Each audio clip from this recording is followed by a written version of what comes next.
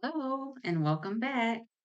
As I discussed in the last video, I wanted to discuss the topic about the two versions of creation that are found in Genesis. There are a few things that I did not mention last time in the first account that I would like to bring out now, and that is in, okay, yes, Genesis chapter 1 and verse 14, where the plants and whatnot were created, but then it says that in 14 that the lights, basically the sun and the moon, were created, and how, people like to say scientifically this isn't possible. Well, it is possible because, as I mentioned before, if you do, I don't want to say believe in a feminine God, but even maybe entertain the thought is more what I would say, then this feminine God. And just to make it easier for myself, I'm going to say mother. Okay. Just like there's father, the father, I'm going to say the mother or mother. Okay. Just to be clear. So it says in 14, and God said, let there be lights in the expanse of the heavens to separate the day from the night, and let them be for signs and for seasons and for days and for years. And then it mentions to go on that there's the two great lights, one that rules the night and one that rules the day. So the reason why plants could flourish before the sun was even created, because mother is light. That is her light, just pure light. And that point's going to come in handy when I actually read Revelation about what happened in between the first and the second creation. Okay? So remember, this feminine God is pure, brilliant light. Okay? Another thing that I did not bring out was in the first creation, when the plants and, the seeds of the earth and whatnot, when God was saying, like in 29, it says, and God said, behold, I have given you every plant yielding seed that is on the face of all the earth, and every tree with seed in its fruit. You shall have them for food. So if you notice here, it definitely says that every tree with seed and its fruit you will have for food. There are no exclusions. Because think about it. Why would you create humans, give them all these things, and then make one tree, and say, oh, by the way, this one you can't eat from? Do you think that would be kind and loving? No. So that was the second thing I wanted to bring out. Another thing to notice, not just in the New World Translation, but also other translations of the Bible, is that the God in the first chapter or the first account of creation is mentioned as God. But as soon as you get to Genesis chapter 2 and verse 4, you notice here that it changes. In the New World Translation, it was at this point it changed to Jehovah, and in other translations, it's like Lord God. So Jehovah wasn't even mentioned as a God until this second creation. Okay? Another thing to note is that Mother, the original creator, can create from anything. She does not need anything physical or otherwise in order to create. Father does. He cannot create without having something either provided by Mother or something that she had already made. That is why we see in the second account of creation that Father actually had to use dust. And by that, what that dust really was DNA. So he needed DNA from previous humans in order to create. And he also needed to create that human, which was man or Adam. in order to create the woman, which is why he needed a rib from the woman. And most people don't think very much about this, but if you were the true Almighty God and you just created all of these things in the first creation from absolutely nothing, why would you need all of a sudden dust and a rib from the man that you created from the dust in order to create another human couple? It doesn't make sense. Another thing is that in the first creation, there was too much water and something needed to be done with it. So that's when, there's oceans and sea creatures and everything else. Yeah. But in the second creation, there was actually a lack of water to the point where, in order for water to come up from the ground, that was the only way to actually essentially water the vegetation that was created then. And there's a reason for that also. As I said, if there's two accounts of creation, one of mother and one of father, then why would there have to even be two creations? What happened in between? Well, in Revelation chapter 12, 1 through 14, I will read that account.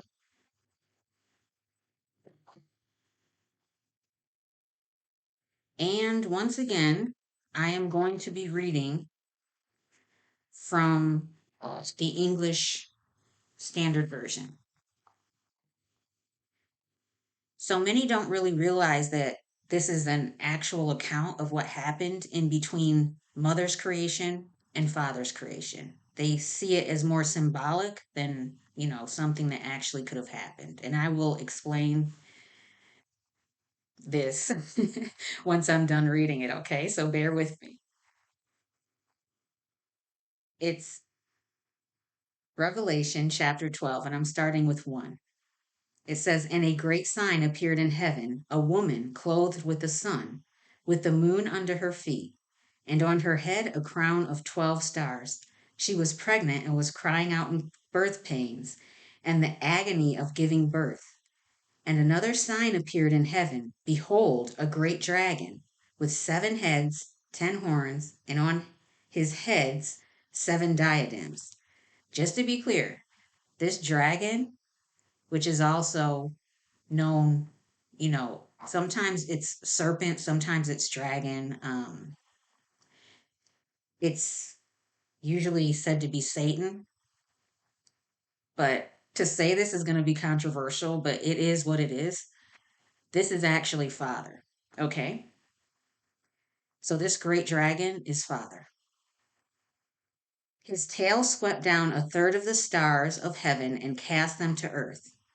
Now, these stars are not literal stars. They're actually angels, spirit creatures. So he swept down a third of the spirit creatures with him. Okay. So he swept them down and cast them to the earth. And the dragon stood before the woman who was about to give birth, so that when she bore her child, he might devour it, because this child was a threat.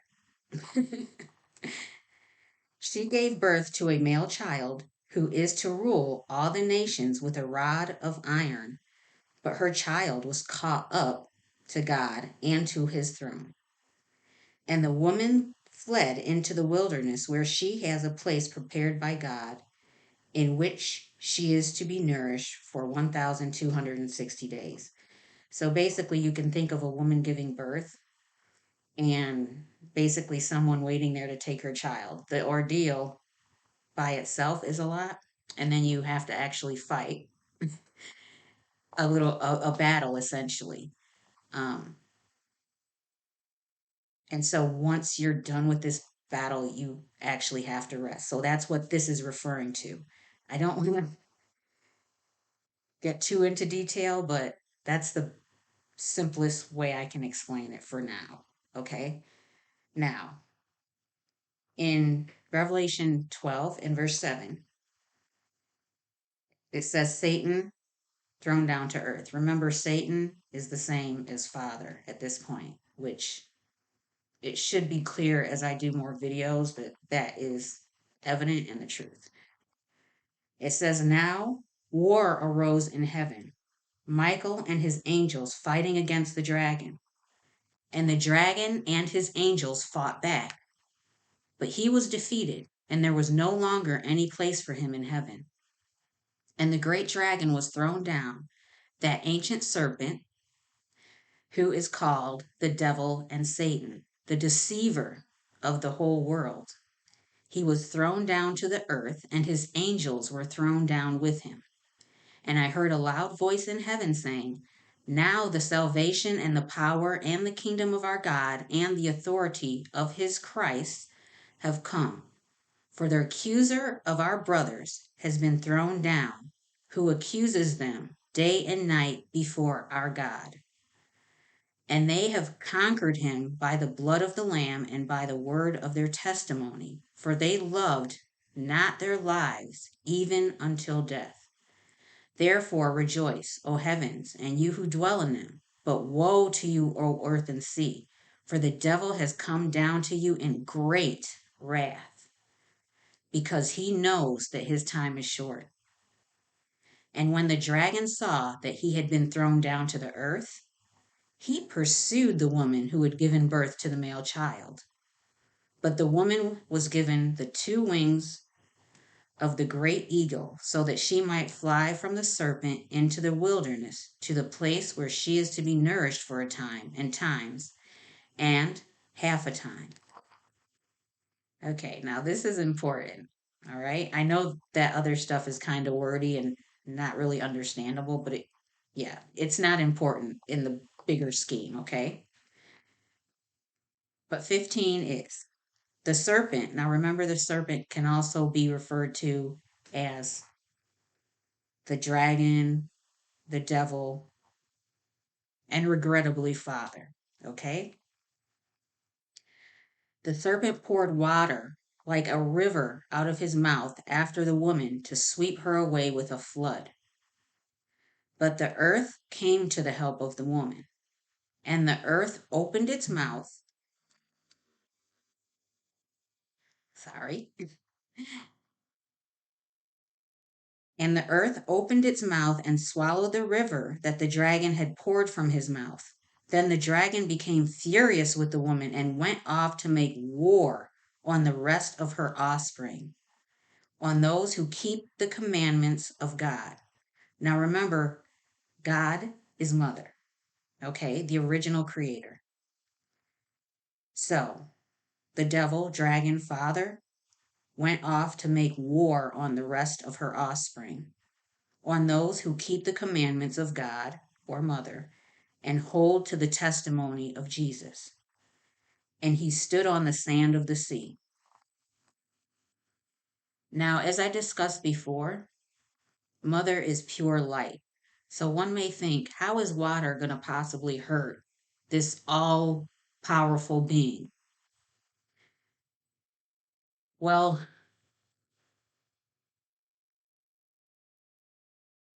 water is basically could be used as a weapon if you are pure radiant light, because water, especially when it's in those amounts, like you're taking all of the seas and the oceans and literally concentrating it on one huge light source. It interacts with water molecules and particles to cause loss of light, color changes, diffusion, and other effects. So, and also, I mean, I think, I don't mean to get too much into physics, but also the more water or the deeper you go, um, light diminishes. So, in effect, it would literally be almost destroying her at a point. But it mentions that the earth came to help the woman. And I know most people don't think of the earth as a living thing, but its energy is actually feminine also.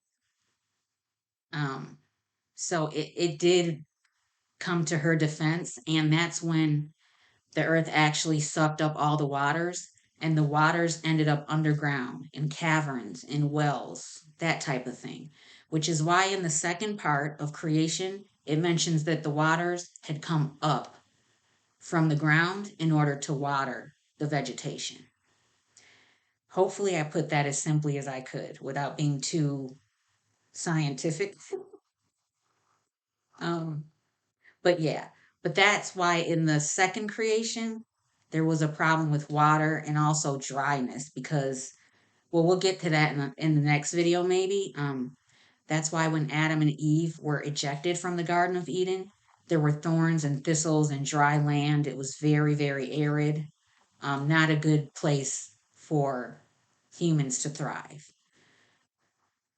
So I think for today, that's going to be it. If any of you have any questions about what I'm saying, you can totally leave comments, questions, anything like that. And I will do my best to answer them if I can. Um, yeah. So I'm not quite sure what I'm going to cover next time. I have to see where I want to go. I might um, say what the first human couples were like during the first creation, because I think that's important to realize too. Um, or maybe tell you mother and father's backstory. I don't know. But it's kind of like any other couple that, once we're loving and caring for each other, and then someone gets jealous and then insecure, and then there's competition, and it's no longer a loving relationship. Um, but yeah, that enough of that. I just wanted to say also, for all you ex Jehovah's Witnesses who are giving testimonies on YouTube or anywhere else, and you have relatives, parents, brothers, whoever, and you have free will to do whatever you want. This is just a suggestion. If you are saying things that would make them feel bad, betrayed, embarrassed, or ashamed, I just want to say that if you're really trying to make them wake up and really see the truth about their organization, you don't really want to put them in a position where they feel slighted, because instead of them being attracted to you, they're going to actually pull away and feel a certain way about you. Does that make sense? We basically want to be peaceable toward all people, even sorry, even those who have hurt us the most, because that is part of the healing process, is to still be kind to those who have not been kind to us and to just forgive them. Offer them graciousness, love, peace, because in the end, that's what's going to matter. Okay? Sorry this video was so long. I hope you have a good day, and hopefully I'll see you if you decide to join me in my next video. Okay? Take care.